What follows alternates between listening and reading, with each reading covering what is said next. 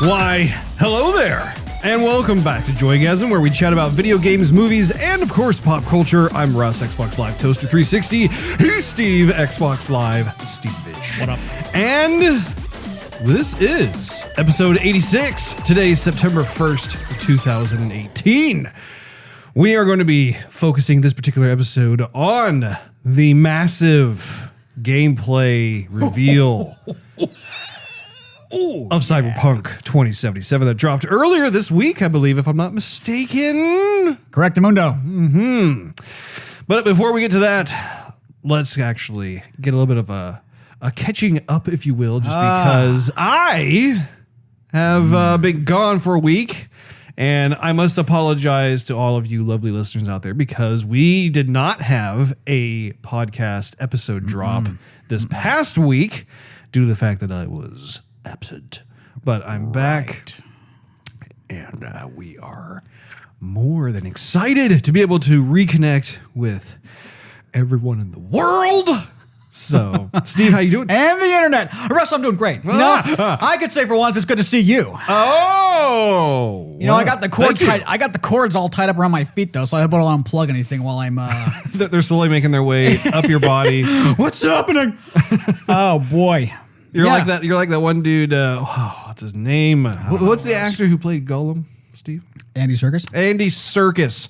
He was in King Kong, and did you see that movie? The Peter Jackson King Kong? I saw a little bit of it, but I didn't. Yeah, see very okay, much that's of it, Russ. nice, Steve. So basically, this description is going to be lost on you. But for those of you out there who have seen the movie, I was thinking of the scene where Andy Serkis's character gets slowly devoured by those, like, I don't know, human-sized looking mealworm looking things. It's pretty disgusting. Anyway, Steve, back to you in the newsroom. Kind of gross there, Russ. I missed you. You know that? It's first for me to say that to you because usually I'm gone for a while and then coming back. Well, then thank you. You were gone and the family was gone and I was all by here by my lonesome, Indeed. feeding the cat. And I was like, what do I do in this house by myself? Yeah, well, There's plenty of toys. yeah, plenty of toys at my house too. You know. I like toys. I forgot if I told you. Did I tell you that when I was in Canada that I saw I, Tonya? I don't think I told you.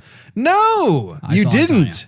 Okay, I saw it. I'm dying to know. Did you like it? I liked it. I didn't think it was. Like when you go, blah blah blah. I, Tonya. Oh, by the way, have you seen I, Tonya? It's just, it's just. Oh man. It was seriously one of my favorite films of, what was it, last year? It came out at the end of last year, No, it came right? out this year, Russ. No, it didn't. Yes, it did. When did it come out? Ah, friggin' hey. Oh, you don't even remember. It came out this year.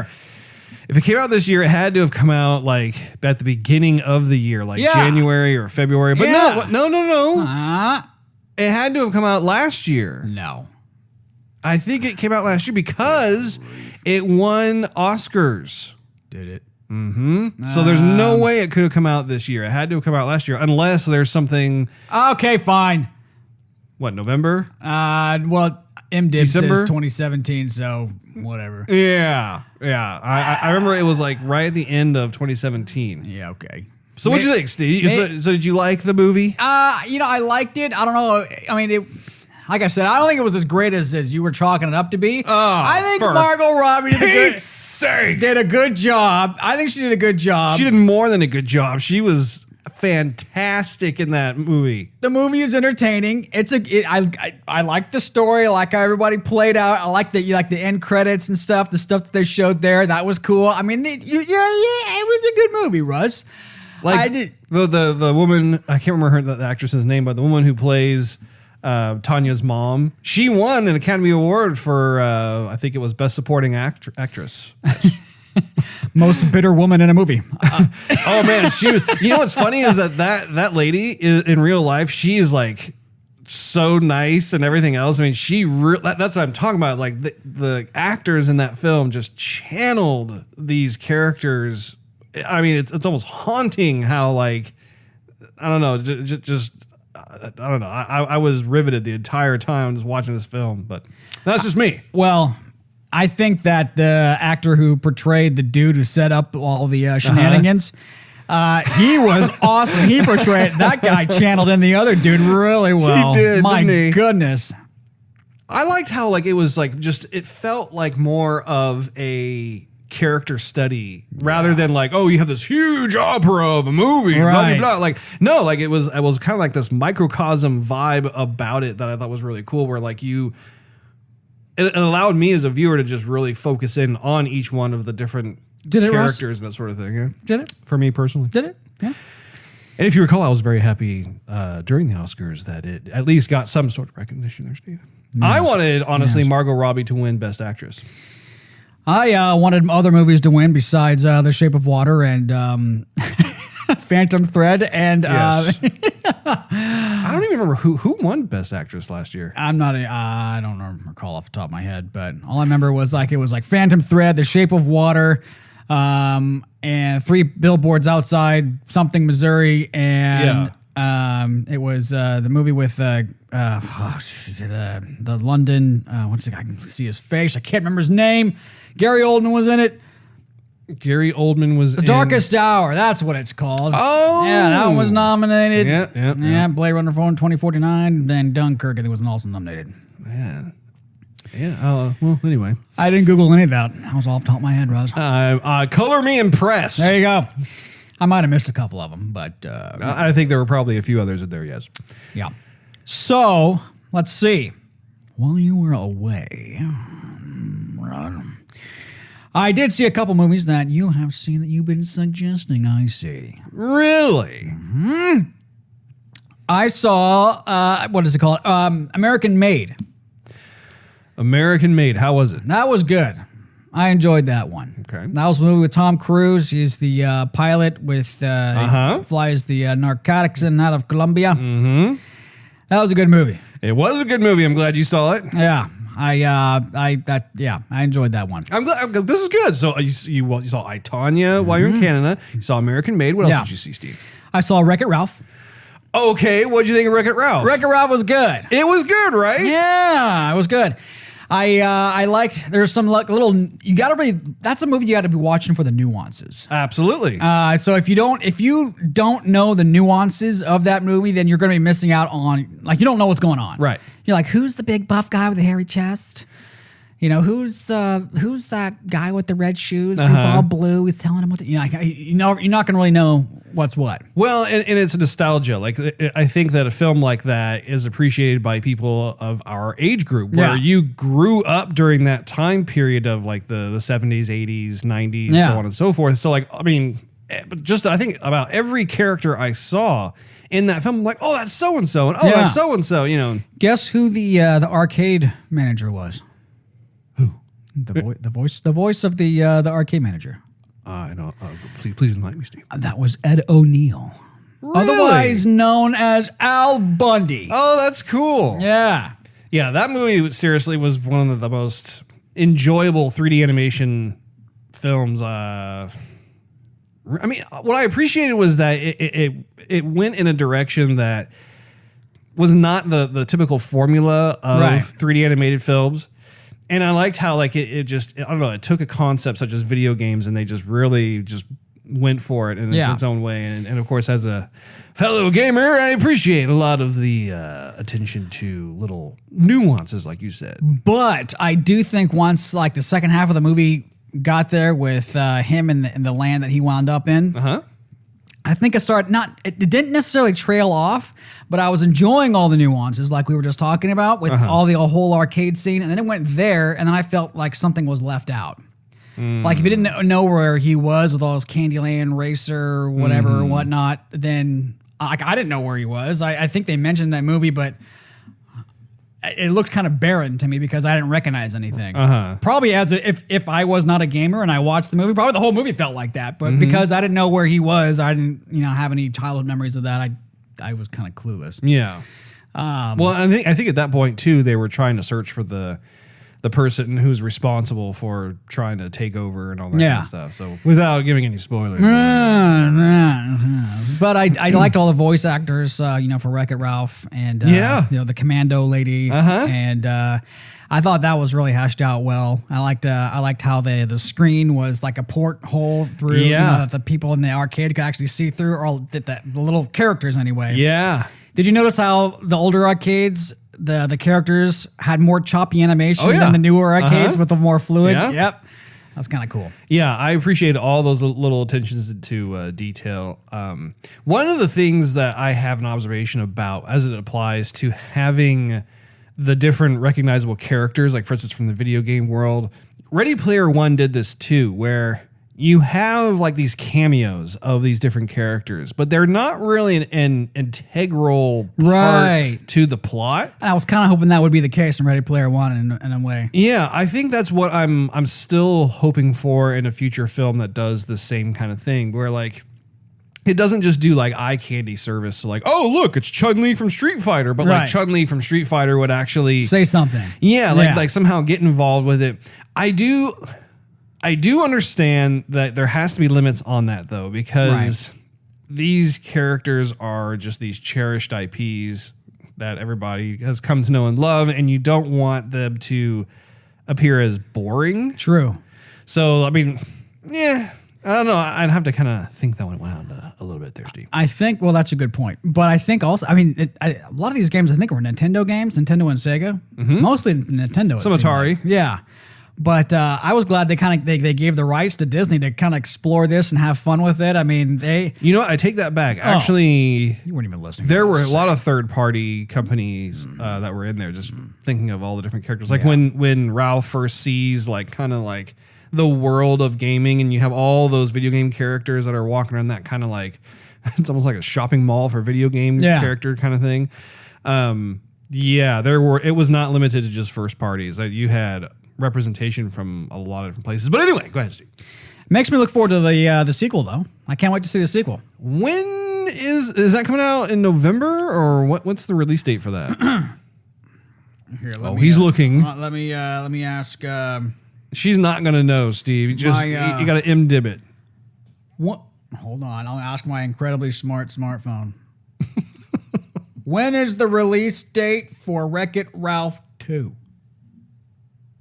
Sorry, I don't know when Wreck-It Ralph 2 was released. Figures.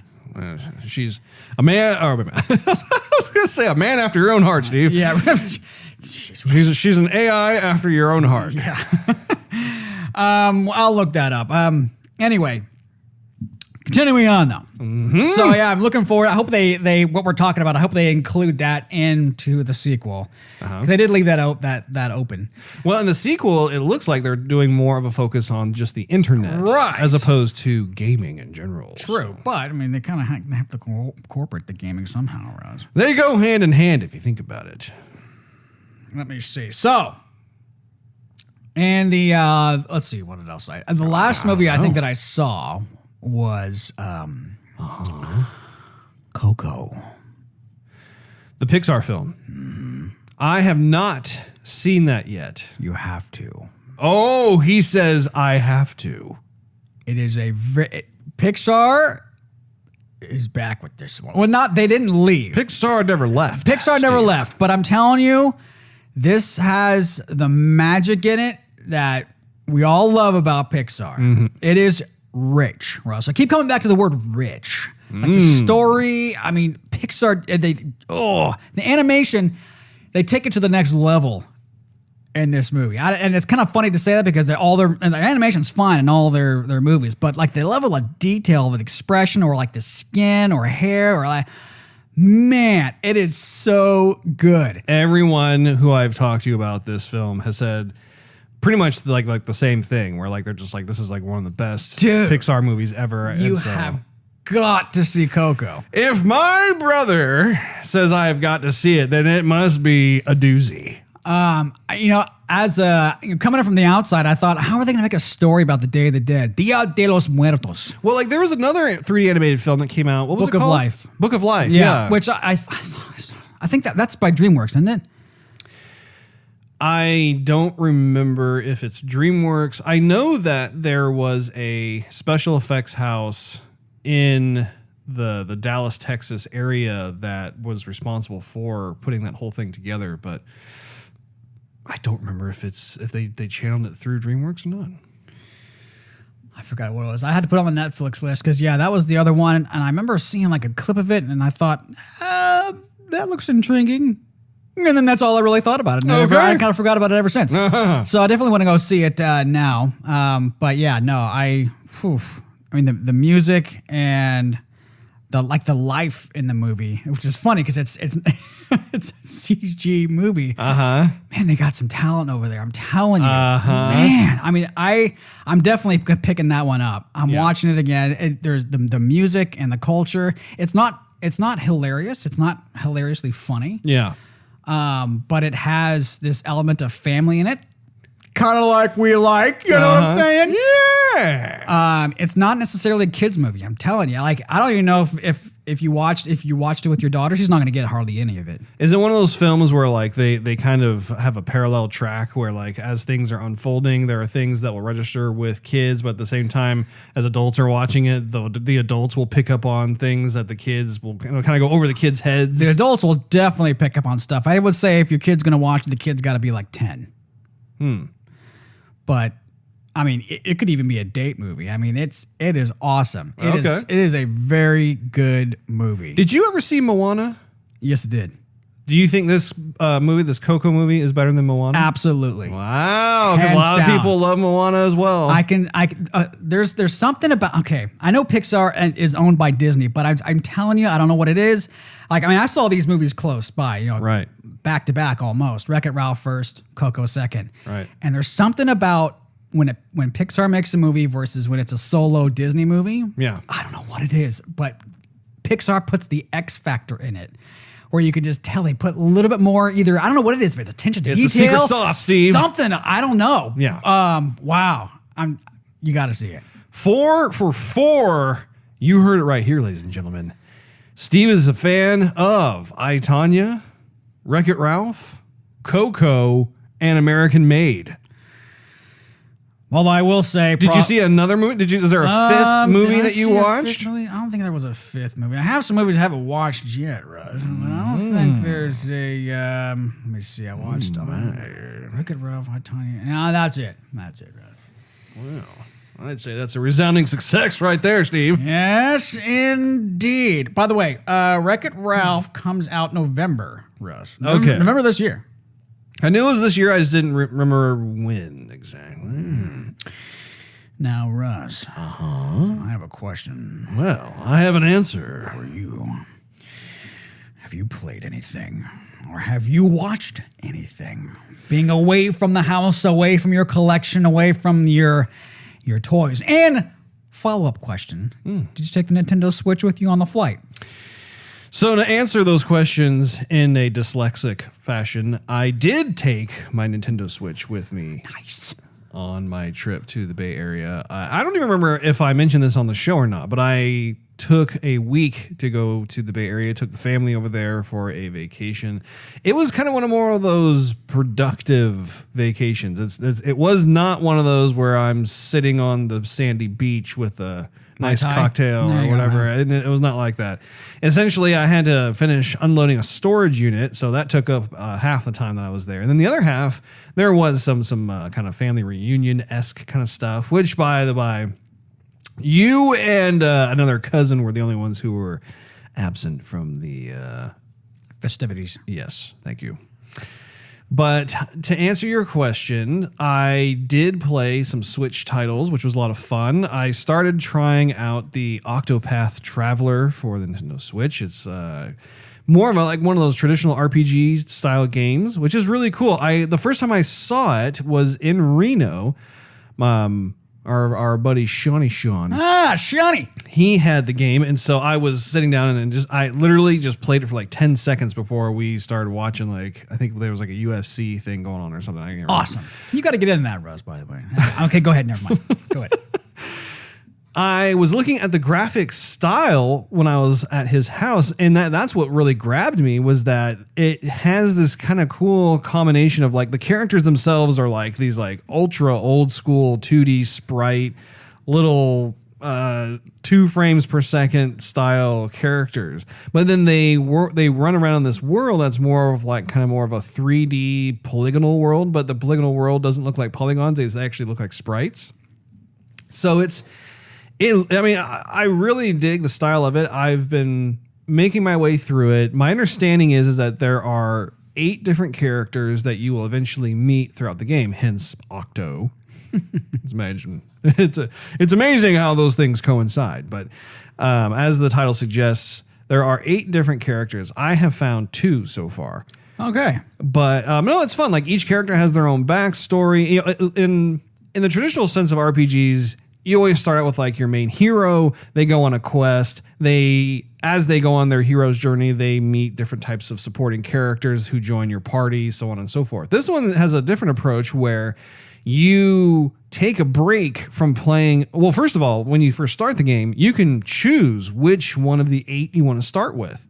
And then from there, then it sets you on this certain kind of path, and you will eventually meet the second character. And what happens is that the first character, once you complete their chapter 1, they'll actually take a break and you take control of the second character, in which case you will then find out about their backstory and then complete essentially what the equivalent is of their chapter 1 before you go and you meet like the third character. And it's I don't know, it's a different approach to things, but what I've been told is you go through this process with all 8 characters, and then all of a sudden you go back to like your first character that you started with to do chapter 2, that sort of thing. And I'm anticipating that it's probably going to be like this like interweaving of stories somehow, somewhere. But so far, I mean, I really like it on the Switch. I think it's a fun RPG. I think it's something that's just, especially if you're traveling, it's just great just to sit there. It's like that old school, like, you know, you're going through menus with a little like gloved hand that's pointing at stuff, you know, and yeah, I don't know. I'm digging it so far. And other than that, I have also been playing Kirby Allies, which this is the very first Kirby game I've ever played in my life. It's a fun game. Like it's another game that is just perfect for the Switch. Yes. Did you let anybody else play, or did you let anyone else have a controller to play 2-player, or did you hog the whole thing by yourself? There was no interest from anyone else. Not your daughter. My daughter had her. It's the equivalent of an iPad.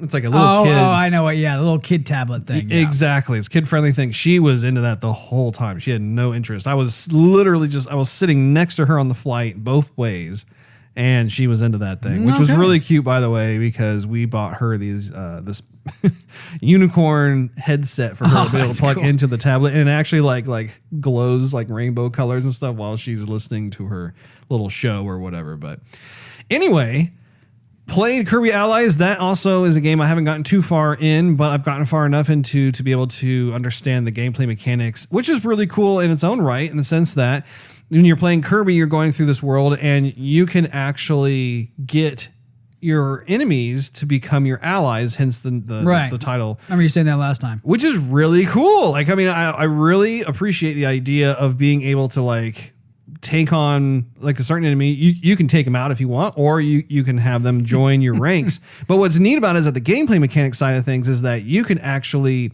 combine. Well, first of all, one of the gameplay mechanics is I like the idea of how you can have these buddies of yours that will help fight along the level. But the other really cool thing is that then you can actually experiment with combining abilities of different foes together, whether it's with yourself as Kirby or with each other with those different allies. And so what's really cool is that it's almost like, it reminds me of Zelda a bit, where like one of my favorite gameplay mechanics of Breath of the Wild is the whole cooking mechanism, where like, or not mechanism, but mechanic, excuse me, where you can combine different things you found in the world, and then as a result, it'll come up with some sort of dish that perhaps will replenish your health, or maybe give you like a temporary speed boost, or it has these different types of like temporary buffs that occur. Or if you put a dusting of oregano in there, it might give you faster reflex action. Precisely. There you go. So I've been enjoying that game quite a bit. The levels are really, I mean, it's such a Nintendo game. You're playing it and you're just, the entire time you're charmed to to death with just the sound effects and the movement stuff. But it is a very tightly created game. I mean, the world itself is very well realized. And what's cool is that the world of Kirby is distinctly different from the world of Mario, because I was anticipating that like it would kind of be very similar. And I mean, there are certain things about it because it is a Nintendo title, but they've managed to make it its own, you know, stand shoulder to shoulder with the old Mario. So those are the two main games I was playing over the last week. I don't believe I actually saw any kind of movies while I was out there because I was really busy. We were visiting friends and that sort of thing. However, it is worth noting that during our trip over there, I managed to actually make a pit stop. We were coming back from Livermore and we were making our way up to more of the Petaluma area. And so we're making our way through San Francisco, and we spontaneously decided that we wanted to see where the current buildings of Industrial Light and Magic are located. And so that was a lot of fun because previously I had been to the ILM buildings that used to reside in San Rafael. And then, of course, several years back, they had moved from the San Rafael campus to this brand new campus in the kind of Presidio area of San Francisco. And I've never been there, and I've seen pictures from friends who have actually checked out kind of the property itself. And so while I didn't actually have any kind of like appointment to be able to go in and check it out or anything like that, it was a lot of fun for me to be able to go to just the property itself, find the famous Yoda fountain statue thing that was there. And for someone like myself, like it's just, I feel just an air of familiarity. Like it's fun to be able to go to a place like that where you know that there's just this huge just explosion of creative outlet. And actually probably a better way of saying it is creative output. I don't know. Outlet or output, I don't know. It's one of those things. But anyway, definitely no input though. No input. None whatsoever. But no, it was fun. I had my camera with me. I didn't have all of the lenses and stuff. I literally just had my camera with one lens, but I managed to take some pictures there. Actually, my lovely wife also did a great job taking pictures of me and of my little one together just around the property. I was able to look inside the windows of the lobby because it was a Sunday, so they were closed for the day. Did you smear your nose and lips on the windows at all? I was tempted to, yeah. Who is that guy? What's he doing there?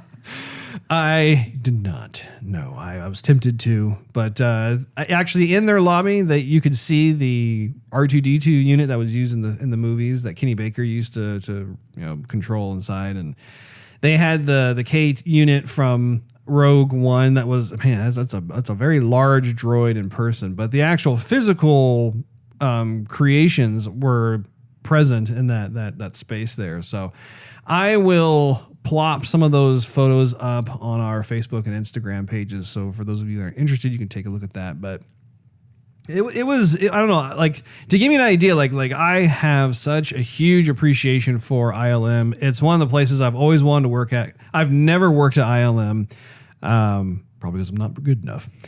But that's what you said last time, Russ. Yeah, and it's amazing how that continues. I'm gonna slap you in a second. Slap some self-esteem and confidence here. Man. But no, it was just a treat to be able to go there and just check it out. I was so inspired being there that actually I ended up playing Yoda's theme on the rest of the drive home, which was great because my daughter had never heard that song. And so during the course of the song, she actually asked me what it was. And so I told her the name. And after the song was over, she actually requested to hear more from the Empire Strikes Back soundtrack. What's that, Daddy? You're making me so proud of you, my daughter. So that was a lot of fun to be able to check that out, and I'm looking forward to seeing. See, in the past, I've had a couple of friends that worked at ILM, so I was able to actually get a tour inside. I don't think I know anyone who works there currently, so that's a bit of a bummer because I would like to be able to kind of check out more of the facility, but I'll have to look into that. Why don't you do that, Russ? Take a little look-see. Other than that, though, I don't believe... Oh, so, okay. As I was emptying the storage unit, this is a fun little side note. I was able to find several art of books that I have been missing for quite some time, and so it was great to be able to find all those. And I also found a lot of my Dreamcast game cases. I haven't had a chance to actually like look inside there or not, but unfortunately, I still cannot find the Sega Dreamcast. It is the most peculiar thing, but I think I'm going to have to like root around all of the boxes I have here at the house to see if I can try and find it. But it's weird. It's like I have the Dreamcast controllers in the room that we're doing the podcast in right now. I even have my fishing pole controller from back in the day for that. I have the game cases along with probably some of the games within the box that I emptied from the storage unit. I'm simply just missing the system. It's the most important part, Russ. Yeah. One more thing. Well, speaking of one of the big kind of like sigh of relief kind of things was I found my Shenmue Dreamcast game. I thought you were going to say that one last thing was that you didn't get molested on this trip like you did with the last trip. That is true. I did not. But no, that was one of the big priorities I wanted to make sure I could find, and I did. So glad I did. Just a quick story here. One of my absolute favorite game designers is Yu Suzuki, which I think to Steve, it's probably one of his as well. But Yu Suzuki headed up the AM2 division of Sega back in its heyday. He was responsible for just some of the best arcade experiences, such as Afterburner, Space Harrier, Virtua Fighter, Daytona USA, Virtua Racer. Okay, sorry. You were just as off key as the original singer there. That's Steve. why I normally sing on key, Russ. But I purposefully sang off key for that one. Blue skies. Anyway, I don't know about that one. that was from the third level, the expert level. The racetrack. The racetrack, or expert. Yeah, what was it? It was beginner, advanced, expert. Yeah. Anyway, going back to the story at hand, I had received a tip from a fellow friend who was very friendly in telling me Thank goodness for that. Yeah, exactly. No, they had let me know that Yu Suzuki was in town. This is back when I was living in the South Bay in the Silicon Valley. I'm going to give you a tip and then I'm going to punch you in the face. That's very unfriendly of you. Why would you do that? But anyway, somehow he had found out that Yu Suzuki was in town. He was in San Jose. And so he knew I was... San Jose! Yeah, he was he knew I was a big fan of Sega and specifically of Yu Suzuki. So I went down there and I took my Shenmue game and I had him autograph the game. So I had him autograph the instruction manual and the discs and that sort of thing. It was the coolest thing. The guy really does not, at the time anyway, he didn't know how to really speak English too well. He had an interpreter there. But when I got to go up there and say hi to him, I made a gesture like I wanted to shake his hand. And so I was shaking and I was just letting him know. I was thanking him for the tremendous amount of impact that the man has had on not only my childhood, but also just in my career trajectory. And so his interpreter just relayed that to him, and it was fun to watch his face light up. He's like, "Oh, thank you very much," you know, and he had both his hands on my hand at that point, just shaking it and stuff, and just a really humble guy, a really cool guy, and someone who just he's an extremely talented individual who has just a talent, especially for back in the day during the arcade scene where bigger is better kind of thing. I mean, he was really able to create those memorable moments within the arcade experience. So definitely glad I got that back. And I want to keep it safe and sound. Locked up in the vault. Absolutely. So that's about all that's new with me, Steve. Okay, Russ. So our topic of the day is the Cyberpunk 2077 gameplay demo impressions. I guess I'll just kick it over to you, Steve. Hey! What is your overall thoughts? I think it rocks. Ooh, Russ. I think it's awesome. It is a work in progress, like they've stated, and then they printed on the screen the whole entire time. So, I mean, as nitpicky as I am, there's only a couple things that I would, pull apart. But other than that, I mean, it looks friggin' awesome. So this was the demo. I think this was the demo they played at E3. Well, I was listening to Angry Joe show, and I believe he was saying that somebody was playing the demo, so they weren't recording. They didn't like show this. Just sit everybody down and show this. I think someone was actually playing the game, but I think all the steps that they went through were exactly on pace with what we saw in the reveal here. Did you catch how it was set in northern CA? I did, yeah. I keyed on the whole free state of Northern California, which I'm assuming that we'll be able to get more information on just what the free state means. Like, I don't know, like if there are parts of the United States that are communist or something, or what the deal is, but yeah, it definitely piqued my interest to see that free state of Northern California. One thing I hope they didn't overpromise was that when she was riding in the elevator down from her apartment down to the main street, they said it's a fully living, functioning city, and everything is going to be happening while you're out, doing your own little story. So they said there's going to be no loading screens. That follows suit with God of War. Oh. God of War on PS4 is the first game to not have any kind of loading screen whatsoever. I mean, that was one of the biggest achievements of that title, was like, as I was playing through it, it really brought to the forefront how conditioned as a gamer I am to expect a loading screen here and there. Right. Just because, we're going to the next part of the world, or it's another level that it's having to load. There's just some kind of break that you have to wait for. God of War is the first game where like it is 100% seamless. And it was a talking point that everybody who's played the game is just like, oh my gosh, I'm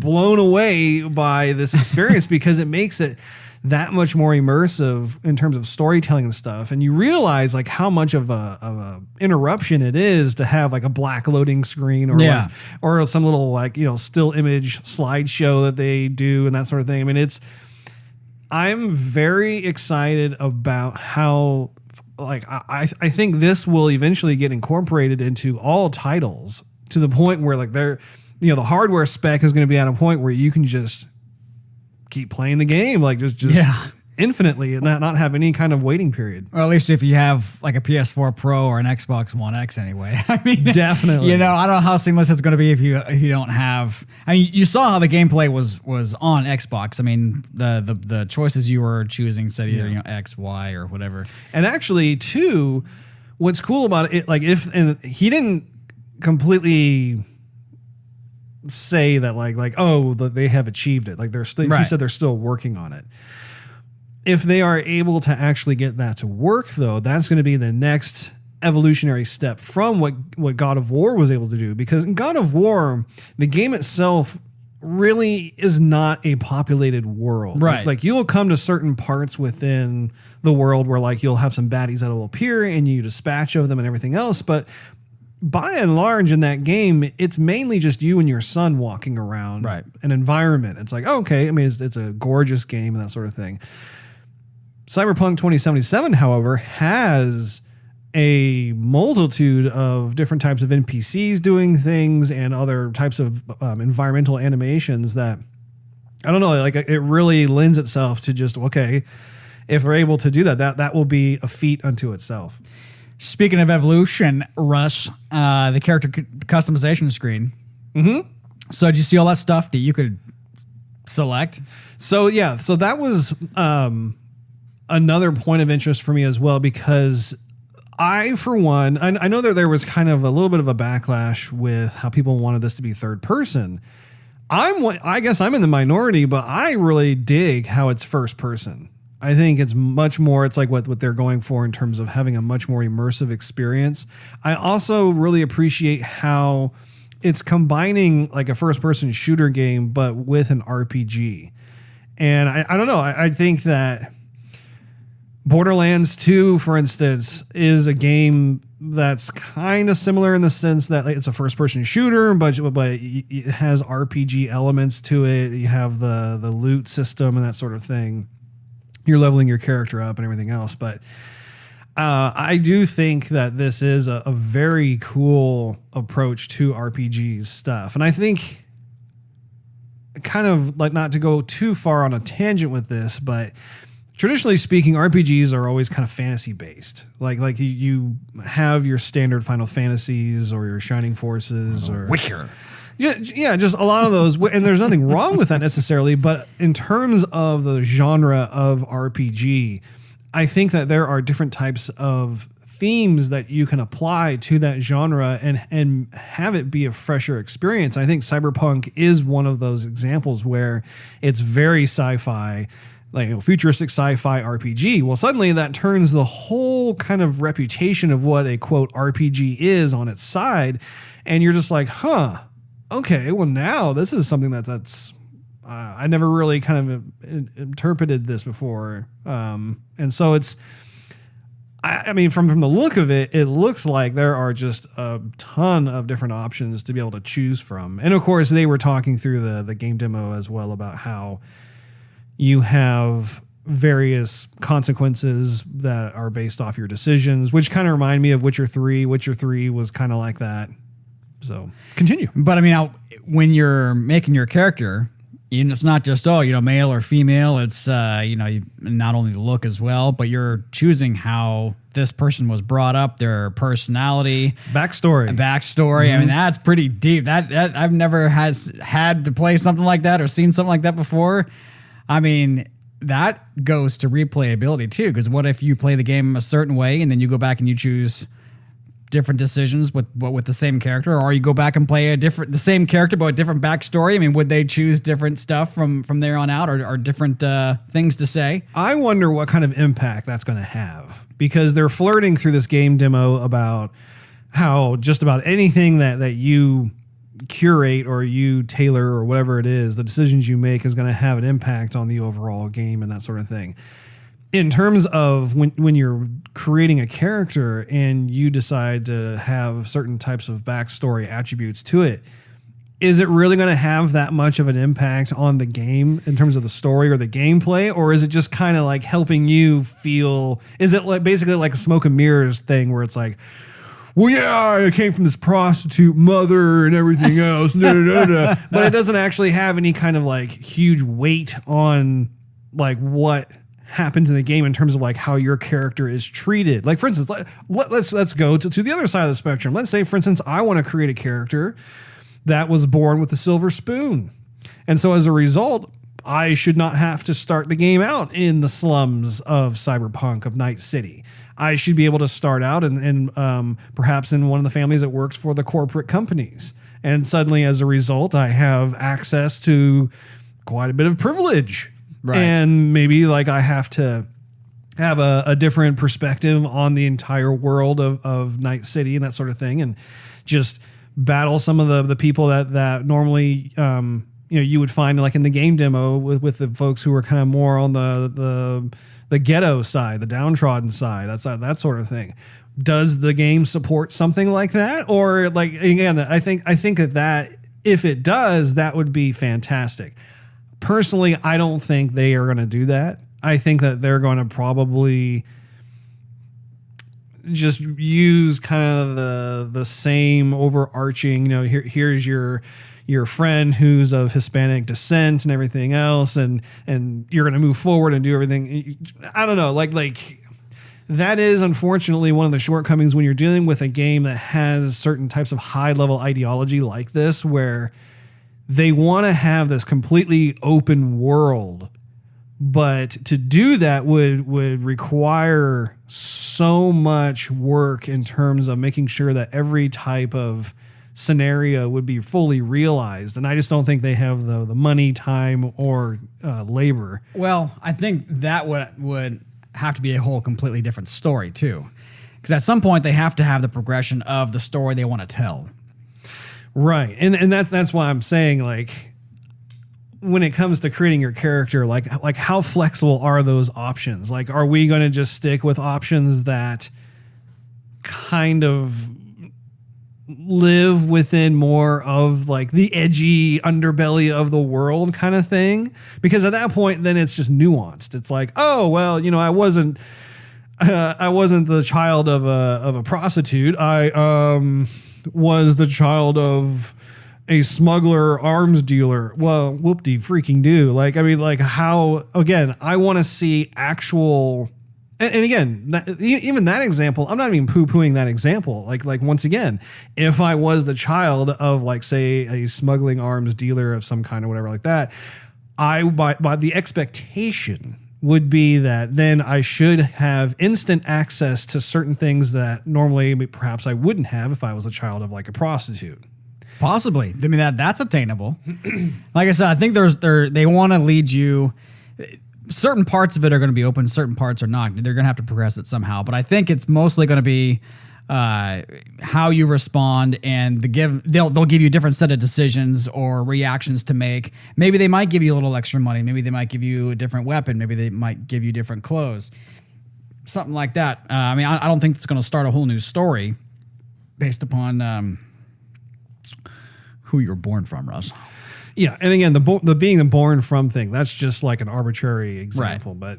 But because I do believe that they're gonna have kind of like just this same overarching story, regardless of what kind of little tidbits that you choose from. But I would like, at the very least, to have some sort of change up, which I think, given the demo, like for instance, like based on different attributes that you choose for your character, I do think certain things will become available. I mean, like there, we saw in the gameplay demo that she has some kind of engineering skills, and so she's able to work with like some wires in a box to be able to open up a door or something, as opposed to just hacking into the door to open it, that sort of thing. It's like, okay, there are different avenues as to how to get out of a situation in that regard, but those have kind of choices, I guess you could say. They've been around in games for quite some time. They're not breaking any new ground in that respect.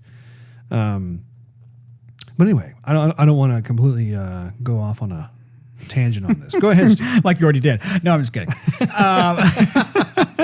But I mean, like speaking of personalities though too, I mean, tons of just regular believable personalities for almost everybody in the game. Yes. Nothing like seemed really forced. Like this person was, is the urban person, so he has to act urban, sort of thing. You know, I think, similar to like, for example, The Witcher. Mm-hmm. You had that kind of Viking-esque tribes that you would come across, and they would speak to you as such. They had their own little terminology, their own slang.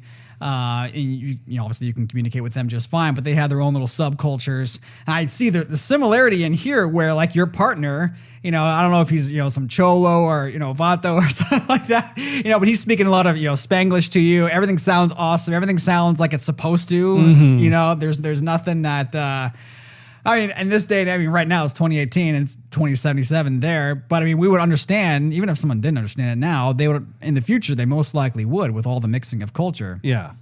Did that everything seem kind of believable to you, or did you like or dislike? Oh, absolutely. The world itself is very well realized. I found myself making comparisons to Witcher 3 just because that was the most recent game that they made, and I it's cool because with Witcher 3, I felt like a loner, and I think that was intentional in terms of being kind of like this loner, mercenary, mind my own business kind of thing. And there is a bit of a kind of a despondent quality that was within Witcher 3, whereas if I compare that to Cyberpunk, no pun intended for this, but everybody feels connected.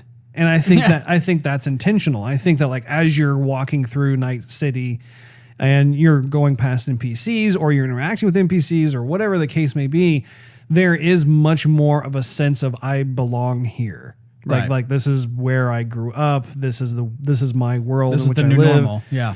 Yeah. And it absolutely as a result of being in this future sci-fi type of world, you're constantly having to create upgrades or obtain upgrades for yourself, be able to jack in and Yeah. do all the hacking stuff and everything else. And so very different vibe from the Right. Witcher series. It seems like they took some lessons from The Witcher. I mean, it's you have to kind of compare The Witcher with this one because it was all the interest that The Witcher garnered that. Well, I shouldn't say all, but quite a bit that folks who played The Witcher are going to be really interested in this game. Like for example, the inventory system. Much cleaner in this than in Very The Witcher. clean. I mean, they took a lot of flack for that. And then, I mean, it was pretty clunky. Let's see, the environment just as vast. Yeah, the environment itself. I was thinking about GTA 5, honestly. Yeah, I have that. Yeah, for sure. There's a lot of the sensibilities, and GTA 5 is one of the best games ever. Looking at this is much more of kind of a like I said, a futuristic sci-fi version of that, and of course GTA 5 doesn't have RPG elements to it, and as well as it's not first person, although Rockstar did introduce more of a first person mode. But I mean, by and large, everyone likes to play GTA 5 in a third person perspective. But the world itself definitely feels alive. There's a lot. I found myself like just really looking forward to being able to just explore the world, explore and see. Right, which people do in GTA as well. Yeah. GTA definitely encouraged that, and it was fun to just not constantly be hammering on the main quest or take any kind of side missions or whatever. Like just being able to drive around and really become part of that world is one of the pillars of GTA, and it's very apparent that with Cyberpunk they're doing the exact same thing. Yeah, and I was thinking GTA as well. The timing of this is perfect because when GTA 5 came out, it was basically like a next gen port. You know, it wasn't a true next gen game, but it still looked great and it still played great. But you could tell that it struggled a little bit, basically because it was a port. But that was the standard for like a live working cityscape. You know, everything going on. That's people's standard. Yeah. So they look at this now and they think, okay, this is what the next gen is going to look like. Rockstar is going to release Red Dead, but they're going to have to go, okay, so this is what Cyberpunk is. This is basically the new standard. We're going to have to do better. Well, and that's part of the fun of course, working in the games industry is you're constantly trying to one up the other guys, so to speak. One thing, so I mentioned earlier about a couple of nitpicks, nuances.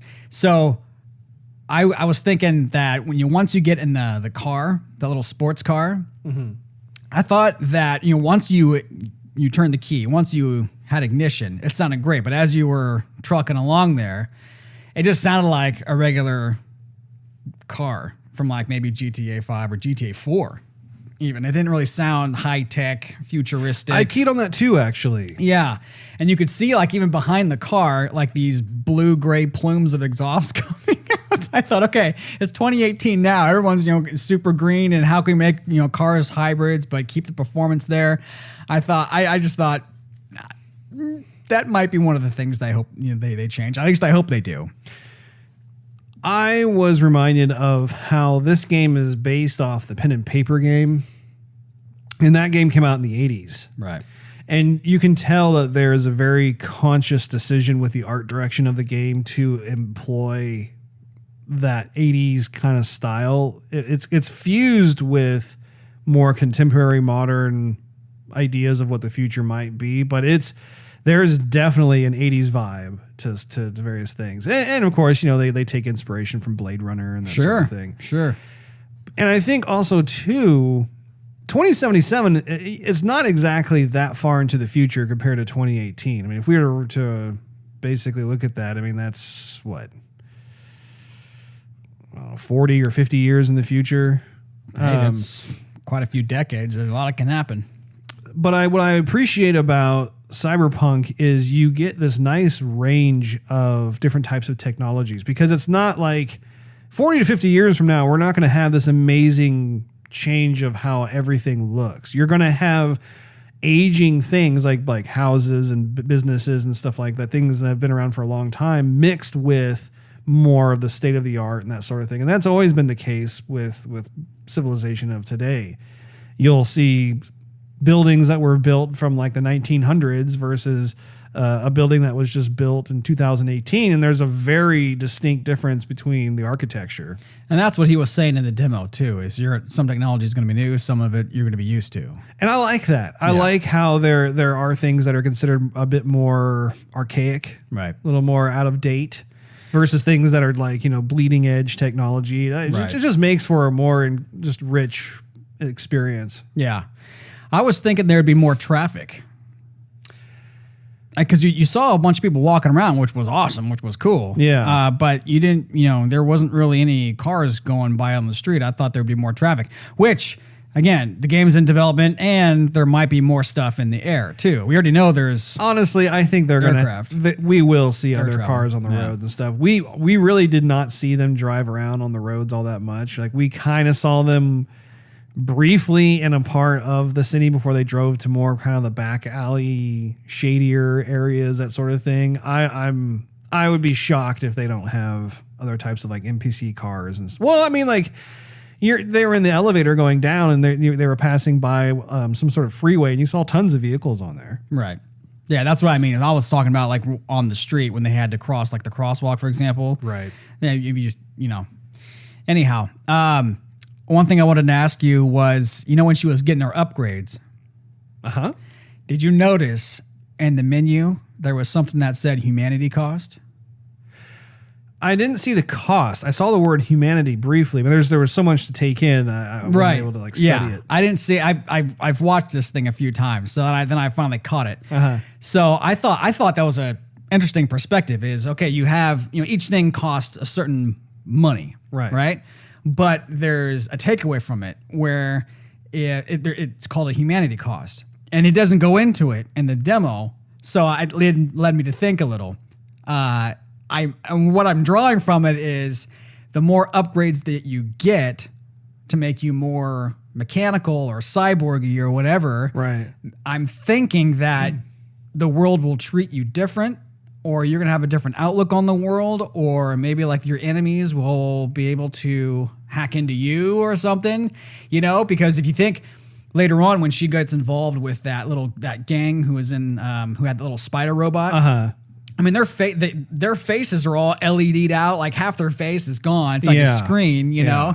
And I mean, if you see one of those people walking by the street, you're going to kind of take two looks at them like, where you come from? And you might treat them a little bit different, Yeah. So I'm wondering if that's what the humanity cost is going to be, is if, it might be cool to get all these upgrades, but at the same time, is there going to be a contrast to it? Right. Yeah. And that's what I'm wondering about with a lot of the different abilities and just the character specs for the RPG side of things. When you're looking at all that, is like, I want there to be very noticeable differences based on where you spend your money or what kind of abilities you unlock, how, like to your point, how are you treated in the world? What kind of sacrifices do you make? Because everything that's the mark of a really good game, is just having those consequences in place, even if they're good consequences.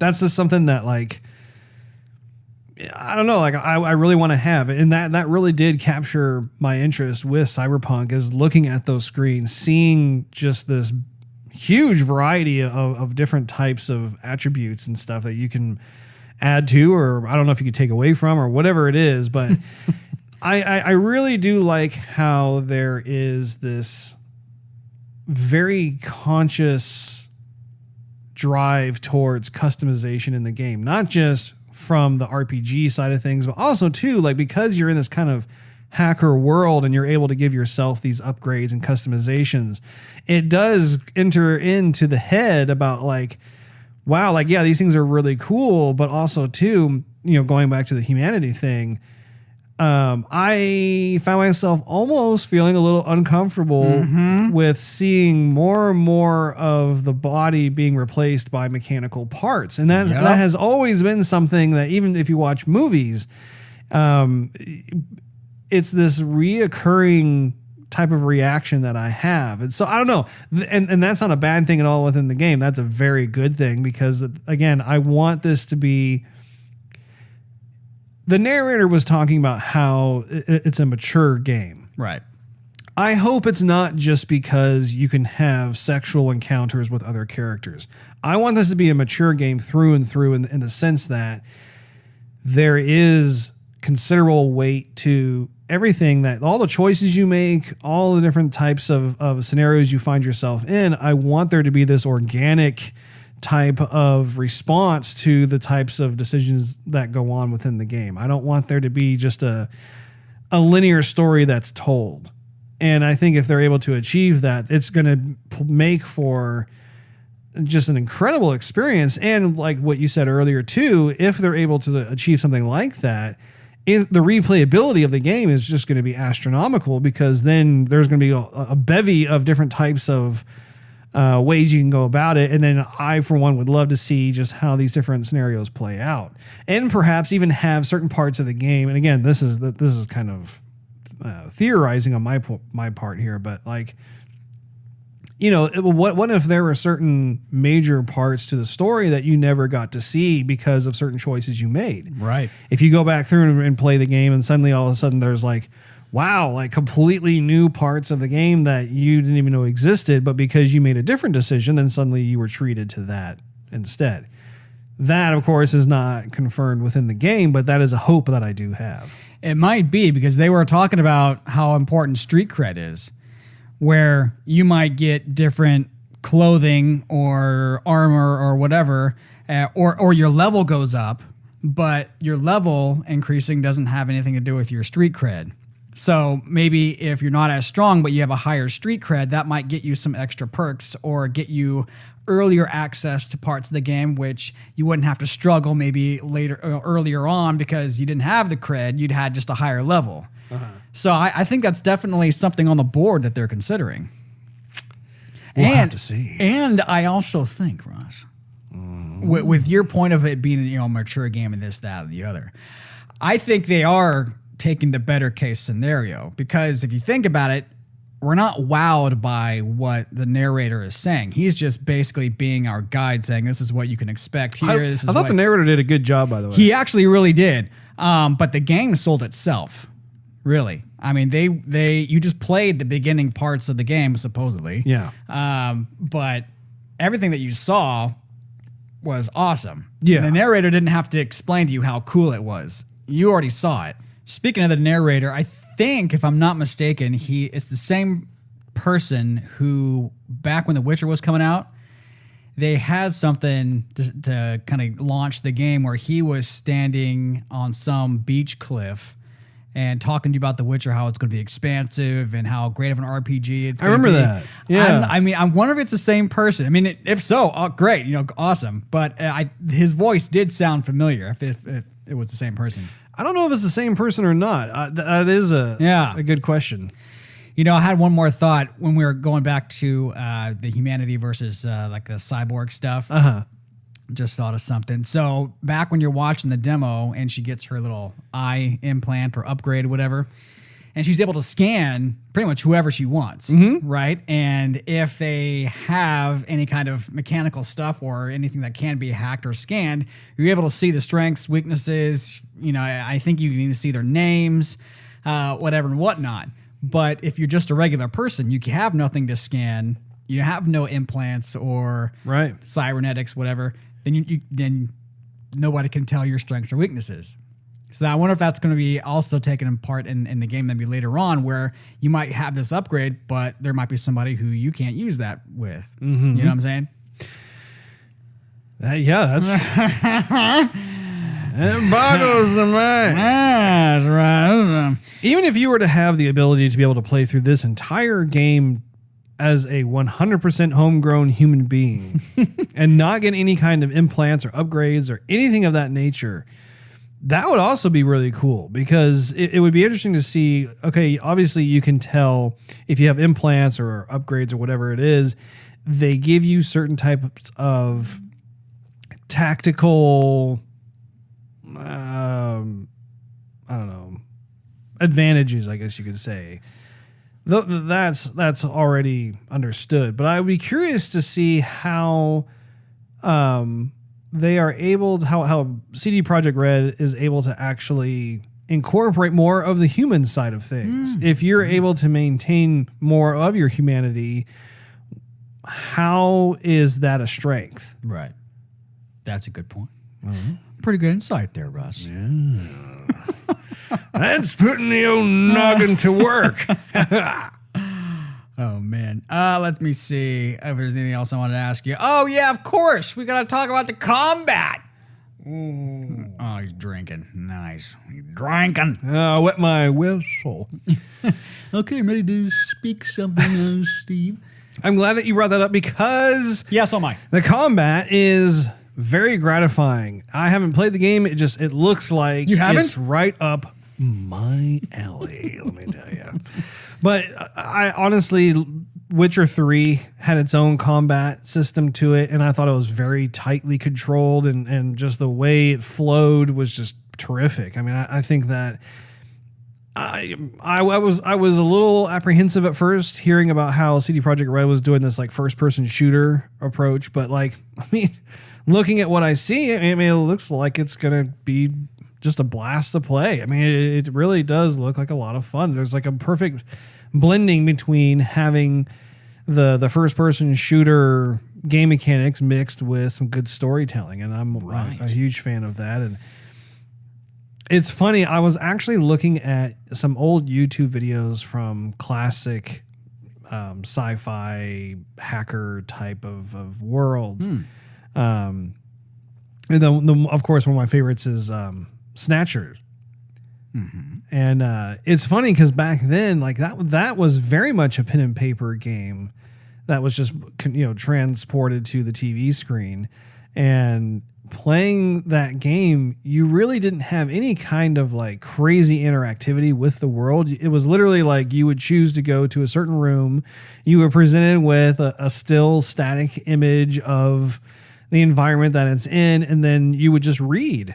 Like the text would come up on the bottom half of the screen, and your mind would fill in the details, and it would have like some fun audio cues and that sort of thing, especially because it came out for like the Sega CD, and so it was nice to have some voice acting and that sort of thing. But by and large, I mean, it was very much a very basic pen and paper style game that was digitized, and so it's cool to see a game like Cyberpunk come out where it's like, wow, like this is very much immersive.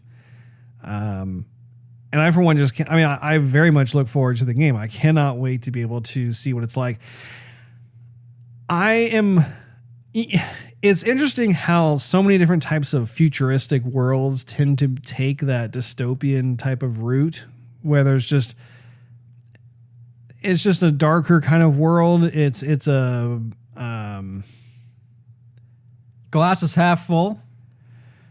well, I would almost say the glass is half empty in this regard. I don't know, like there's kind of a play on overabundance where everyone always talks about how the leaps in technology should make life easier, but at the same time, it also introduces its own kind of drawbacks and complexities. And I think it's cool how they've been able to explore that a bit in this game. I'm curious to see. Obviously, it's really fun to have that kind of like edgy underworld type of experience, because clearly none of us would ever step foot in an environment like that or whatever. So it's fun to just kind of have fun seeing what would happen, that sort of thing in a world like this. I would also be interested to also see too, just what are more of the moral side of things in worlds like this. Like, it's one thing it's easy to just be one dimensional and like, yeah, everyone's tough. Everybody's got their upgrades and their implants. And I'm a shady character and you're a shady character. It's like, okay, we got it. And we're going to throw some shade. Hey, there's a piece of concrete that hasn't been vandalized yet. Yeah. I call dibs. So, and again, I'm not knocking the game in any way, shape, or form, but just it got me thinking also about what if there was some kind of pie in the sky type of scenario where like, it kind of like the movie Elysium, I think is what it was called with Matt Damon, where like there was like this thing that floated in the sky and it was like kind of like this perfect place to raise a family kind of a thing. Where all the rich people went. Yeah. Yeah. I don't know if they're going to have anything like that in this game or not, but I mean, just kind of letting my mind wander a bit. Like I found myself kind of wondering if that was going to be the case or not. And I think in terms of the game itself, I'm curious to see just what kind of moral compass opportunities they have within the game itself. Right.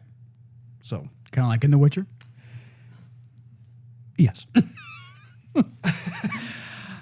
So going back to the combat, I liked it too. I was hoping there was gonna be some more melee, and there might still be. I mean, right now it's just shooting and maybe some sort of. They're gonna have melee. I hope so, Russ. Pistol whipping for days. But I'm a little low on my heat-seeking homing bullets. I'm just gonna whack you on the temple. One thing I was hoping for is better, like more powerful sound effects for the weapons. You know they're gonna fix I'm that. hoping so, Russ. I'm just reacting to the demo, okay? Okay. All right. Any final thoughts, Russ? We're talking about it for an hour. Final fizzles. I'm very excited for the game. I think that from what we've seen, I think it's really cool that they actually released the 48-minute long demo, which I understand is probably the same demo that they showed at E3. I'm really glad that I don't know if that was always the plan to kind of show the people, like the members of the press first and then drop it onto social media later. Who knows? But I'm just glad they did it. I think it's great that like we got a nice long, it wasn't like a 2-minute demo or a 5-minute. I mean, it was almost an hour-long demo. So by the end of it, I'm thinking, man, like this is really intriguing. And I'm so happy to see how their investment with this game has come to fruition because they've been working on it for such a long time. And I mean, I've said it once and I'll say it again.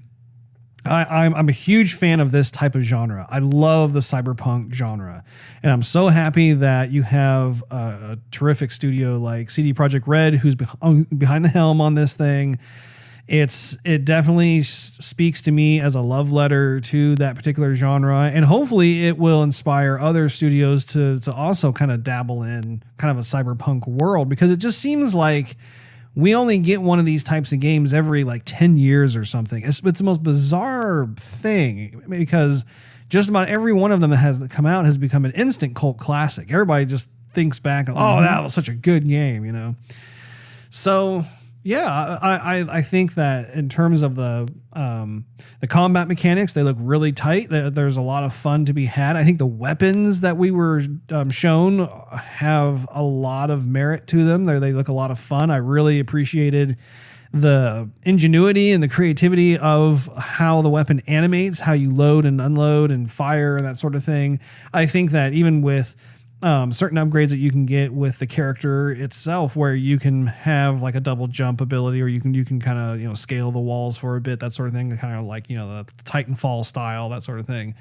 But having all of those into the game itself, I think is going to make for a fun experience, and I really do hope that CD Projekt Red has been able to incorporate so many of them within their catalog that perhaps that, again, going back to the replayability thing, you choose certain types of implants or abilities, but that also means that you're committed to that particular type of customization, and you wouldn't be able to unlock like every single ability and then just use every single ability. Right. I think that would be cool that's its own kind of type of consequence, if you will, right, when it comes to that. But I think it's fun that you have relationships within the game. I think it's cool how they have taken a cue from GTA to be able to have kind of like this buttoning kind of reputation thing that you do. The more heists you do, or the more types of jobs that you pull, that sort of thing, that you are able to meet new types of characters and see like how you make your way into the, like what they say, like the big leagues or the major leagues. Excuse me. Oh yeah, That was a pizza burp. oh gosh. A little bit of the old pepperoni. In terms of the voice acting, I think the voice acting is right on point. I didn't have any kind of problem with that. I can't wait to play it. I cannot wait to be able to have a copy of the game in my hands and be able to just submerge myself. Emerge myself. That's what, I get that could work too, I guess. I don't know. Emerge into the game. I don't know. But anyway, just submerge myself into just this huge world. And considering the fact that it is an RPG, I think that especially, I'm hoping that there will be just as many hours of gameplay in this as there were in Witcher 3. I think they're supposed to be. At least they're talking about it. That would be a dream come true, because also too, I forgot to mention this earlier. Witcher 3 was a slow burner of a game. It was intentionally a slow burner of a game. And thanks to you, because you had beaten the game before me, were able to kind of show me some of the ropes and stuff. Because I had lost interest in playing it because it was just, I just could not feel, I didn't feel connected with what was going on. And that is a very big departure when it comes to Cyberpunk, because Cyberpunk, just watching the game demo, not even playing the game or anything, it's like, oh yeah, no, I'm in. Glad to know I was your guide, Russ.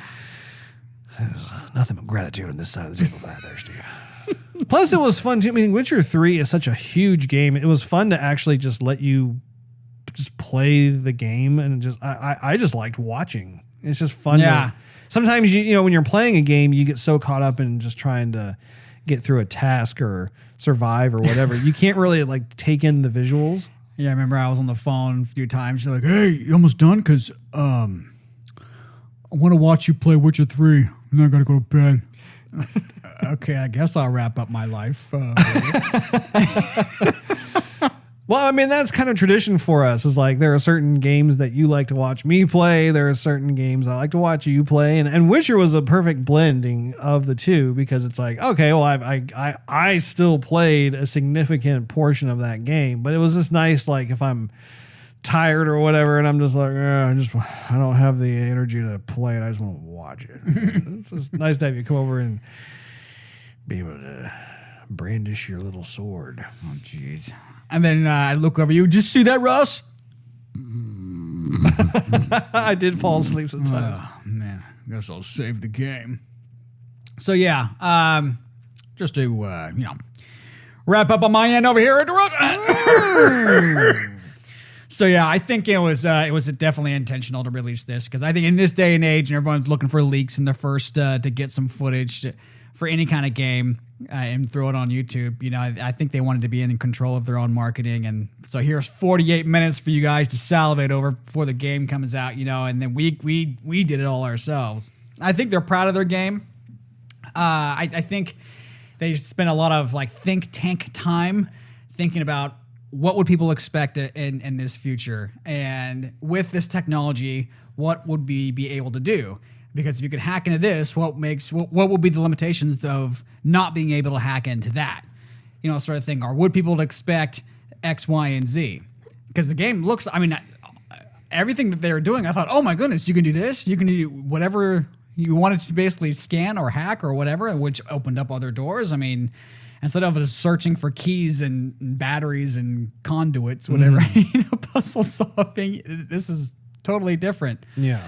One thing I was thinking about too was, growing up and watching E3 and looking for all new games that were coming out, I was always looking for Namco and Square and Capcom and Konami.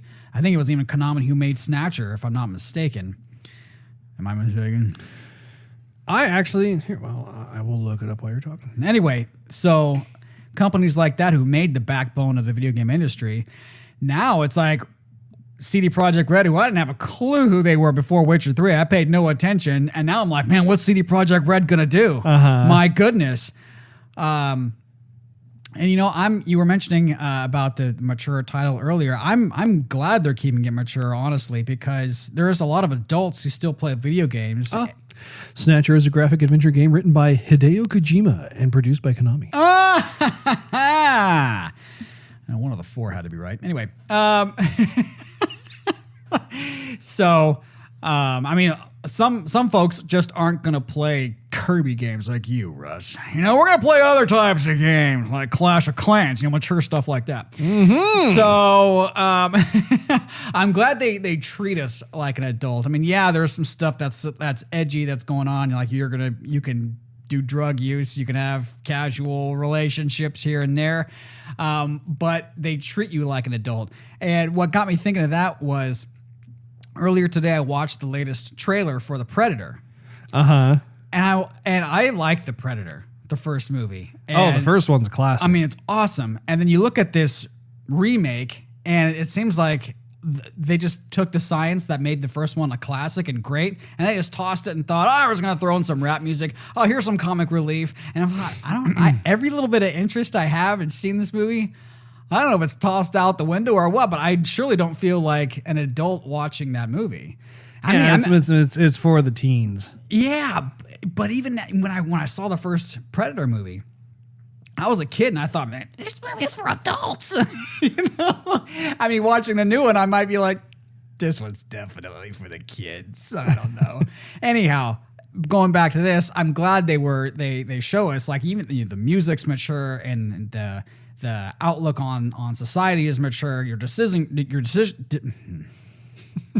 We're struggling with our words tonight. Decision making process is mature. So there's a lot more than just some of the on the surface stuff, which I definitely appreciate. But anyway, that's about all I have there, Russ. Wow. I appreciate your impressions and insights, Steve. It's always a pleasure to listen to what you have to say about that. Liar. That wraps up this episode of Joygasm. Make sure you tune in next week. Thanks for hanging out with us. If you enjoyed this episode, we invite you to check out patreon.com/Joygasm for exclusive and early access to the show. Also, you can follow us on social media and YouTube. Just do a search for Joygasm TV. In addition to iTunes and Android, you can listen to our podcast on TuneIn Radio, Stitcher, Spotify, and SoundCloud.com/Joygasm TV. Last but not least, search Joygasm TV on Twitch to see us stream our gaming adventures live every Wednesday night at 9:30 p.m. Central Time. Except for last week. Except for last week. We'll see you next time.